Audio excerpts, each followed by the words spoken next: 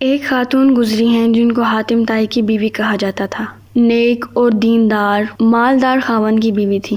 ان کا گھر جس بستی میں تھا اس کے قریب سے ایک عام سڑک گزر رہی تھی۔ دیہاتوں کے لوگ اپنی بستیوں سے چل کر اس سڑک تک آتے اور سواریوں کے ذریعے پھر شہروں میں جاتے۔ کئی مرتبہ ایسا بھی ہوتا کہ وہ جب پہنچتے تو سواری کا آخری وقت ختم ہو چکا ہوتا، رات گہری ہو چکی ہوتی۔ اب ان مسافروں کو سواری نہ ملنے کی وجہ سے انتظار میں بیٹھنا پڑتا اور بیٹھنے کے لیے کوئی خاص جگہ بھی نہیں بنی تھی۔ اس نیک عورت نے، جس کا شوہر خوشحال تھا، اپنے خاوند کو یہ تجویز پیش کی کہ کیوں نہ ہم مسافروں کے لیے ایک چھوٹا سا مسافر خانہ بنا دیں، تاکہ وقت بے وقت لوگ اگر آئیں اور ان کو سواری نہ ملے تو وہ لوگ ایک کونا میں بیٹھ کر وقت گزار لیں۔ خاوند نے مسافر خانہ بنوا دیا۔ لوگوں کے لیے بڑی آسانی ہو گئی۔ جب بھی لوگ آتے تو اس کمرے میں بیٹھ کر تھوڑی دیر انتظار کر لیتے۔ پھر اس نیک عورت کو خیال آیا کہ کیوں نہ ان مسافروں کے لیے چائے پانی کا تھوڑا سا انتظام ہی ہو جائے۔ چنانچہ اس کو جو جیب خرچ ملتا تھا اس نے اس میں سے مسافروں کے لیے چائے پانی کا انتظام کر دیا۔ اب مسافر اور خوش ہو گئے اور اس عورت کو اور زیادہ دعائیں دینے لگے۔ وقت کے ساتھ ساتھ لوگوں میں یہ بات بہت پسند کی جانے لگی کہ اللہ کی نیک بندی نے لوگوں کی تکلیف کو دور کر دیا ہے، حتیٰ کہ اس کو اور چاہت ہوئی۔ اس نے اپنے خاوند سے کہا، اللہ تعالیٰ نے ہمیں بہت کچھ دیا ہوا ہے، ہم اگر کھانے کے وقت میں ان مسافروں کو کھانا بھی کھلا دیا کریں تو اس میں کون سی بڑی بات ہے، اللہ کے دیے ہوئے میں سے خرچ کریں گے۔ چنانچہ خاوند مان گیا۔ نیک بیویاں اپنے خاوند سے نیکی کے کام کرواتی ہیں۔ یہ نہیں ہوتا کہ کوئی تاج محل بنوائے اور کوئی گلشن آرا کا باغ بنائے۔ یہ تو بے وقوفی کی باتیں ہیں کہ دنیا کی چیزیں بنوا لیں۔ یہ کیا یادگار ہوئی؟ یادگار تو وہ تھی جو زبیدہ خاتون نے چھوڑی کہ جن کی نہر سے لاکھوں انسانوں نے پانی پیا اور اپنے نامہ مال میں اس کا اجر لکھوایا۔ تو نیک بیویاں اپنے خاوندوں سے ہمیشہ نیک کاموں میں خرچ کرواتی ہیں۔ چنانچہ شوہر نے مسافروں کے لیے کھانے کا انتظام بھی کرا دیا، لہٰذا جب مسافروں کو کھانا بھی ملنے لگا تو بہت سے مسافر رات میں وہاں ٹھہر جاتے اور اگلے روز بس پکڑ کر اپنی منزل کی طرف روانہ ہو جاتے، یہاں تک کہ وہاں پر 150 مسافر رہنے لگے۔ کھانا پکتا، لوگ کھاتے، اس کے لیے دعائیں کرتے۔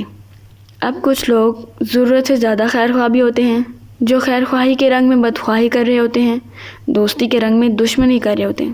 چنانچہ ایسے آدمیوں میں سے ایک دو نے اس کے خاوند سے بات کی کہ جی تمہاری بیوی تو فضول خرچ ہے، 150 بندوں کا کھانا روز پک رہا ہے، یہ فاری قسم کے لوگ، نکھٹو اور نالائق قسم کے لوگ آ کر یہاں پڑے رہتے ہیں، کھاتے رہتے ہیں، تمہیں اپنے مال کا بالکل احساس نہیں ہے، یہ تو تمہیں ڈبو کر رکھ دے گی۔ انہوں نے ایسی باتیں کہیں کہ خاوند نے کہا کہ اچھا ہم ان کو چائے پانی تو دیں گے، البتہ کھانا دینا بند کر دیتے ہیں۔ چنانچہ کھانا بند کر دیا گیا۔ جب عورت کو پتہ چلا تو اس عورت کے دل پر بہت صدمہ گزرا، مگر عورت سمجھدار تھی۔ وہ جانتی تھی کہ موقع پر کہی ہوئی بات سونے کی ڈلیوں کی مانند ہوتی ہے، اس لیے مجھے اپنے خاوند سے الجھنا نہیں چاہیے۔ موقع پر بات کرنی ہے تاکہ میں اپنے خاوند سے بات کہوں اور میرے خاوند کو بات سمجھ میں آ جائے۔ چنانچہ 2-4 دن وہ خاموش رہی۔ ایک دن وہ خاموش بیٹھی تھی۔ خاوند نے پوچھا کہ کیا معاملہ ہے، خاموش کیوں بیٹھی ہو؟ کہنے لگی کہ بہت دن ہو گئے گھر میں بیٹھے ہوئے، سوچتی ہوں کہ ہم ذرا اپنی زمینوں پر چلیں، جہاں کنواں ہے، ٹیوب ویل ہے، باغ ہے۔ کہنے لگا بہت اچھا، تمہیں لے چلتا ہوں۔ چنانچہ خاوند اپنی بیوی کو لے کر اپنی زمینوں پر آ گیا، جہاں باغ تھا، پھل پھول تھے، وہاں ٹیوب ویل بھی لگا ہوا تھا۔ چنانچہ وہ عورت پہلے تو تھوڑی دیر پھولوں میں، باغ میں گھومتی رہی اور پھل توڑتی رہی، پھر اخیر میں آ کر یہ کنویں کے قریب بیٹھ گئی اور کنویں کے اندر دیکھنا شروع کر دیا۔ خاوند سمجھا کہ ویسے ہی کنویں کی آواز سن رہی ہے، پانی نکلتا ہوا دیکھ رہی ہے۔ کافی دیر جب ہو گئی تو خاوند نے کہا کہ نیک بخت، چلو گھر چلتے ہیں۔ کہنے لگی کہ ہاں بس ابھی چلتے ہیں، اور بیٹھی رہی۔ کچھ دیر بعد اس نے پھر کہا کہ چلو گھر چلیں۔ کہنے لگی کہ ہاں بس ابھی چلتے ہیں، اور پھر بیٹھی رہی۔ تیسری مرتبہ پھر اس نے کہا کہ ہمیں دیر ہو رہی ہے، مجھے بہت سے کام سمیٹنے ہیں، چلو گھر چلتے ہیں۔ کہ جی ہاں چلتے ہیں، اور کنویں میں دیکھتی رہی۔ اس پر خاوند قریب آیا اور کہا کہ کیا بات ہے، تم کنویں میں کیا دیکھ رہی ہو؟ تب اس عورت نے کہا میں دیکھ رہی ہوں کہ جتنے ڈول کنویں میں جا رہے ہیں سب کے سب کنویں سے بھر کر واپس آ رہے ہیں، لیکن پانی جیسا تھا ویسا ہی ہے، ختم ہی نہیں ہو رہا۔ اس پر خاوند مسکرایا اور کہنے لگا کہ اللہ کی نیک بندی، بھلا کنویں کا پانی بھی کبھی کم ہوا ہے؟ یہ تو سارا دن اور ساری رات بھی اگر نکلتا رہے اور ڈول بھر بھر کر آتے رہیں تب بھی کم نہیں ہوگا۔ اللہ تعالیٰ نیچے سے اور بھیجتے رہتے ہیں۔ جب اس مرد نے یہ بات کہی تب اس سمجھدار خاتون نے جواب دیا، کہنے لگی اچھا یہ اسی طرح ڈول بھر بھر کر آتے رہتے ہیں اور پانی ویسا ہی رہتا ہے، نیچے سے اور آتا رہتا ہے؟ خاوند نے کہا کہ تمہیں نہیں پتا؟ بیوی نے کہا کہ میرے دل میں ایک بات آ رہی ہے کہ اللہ تعالیٰ نے نیکیوں کا ایک کنواں ہمارے یہاں بھی جاری کیا تھا، مسافر خانہ کی شکل میں۔ لوگ آتے تھے اور ڈول بھر بھر کر لے جاتے تھے، تو کیا آپ کو خطرہ ہو گیا تھا کہ اس کا پانی ختم ہو جائے گا، اللہ تعالیٰ اور نہیں بھیجے گا؟ اب جب اس نے موقع پر یہ بات کہی تو خاوند کے دل پر جا لگی، کہنے لگا کہ واقعی تم نے مجھے قائل کر لیا۔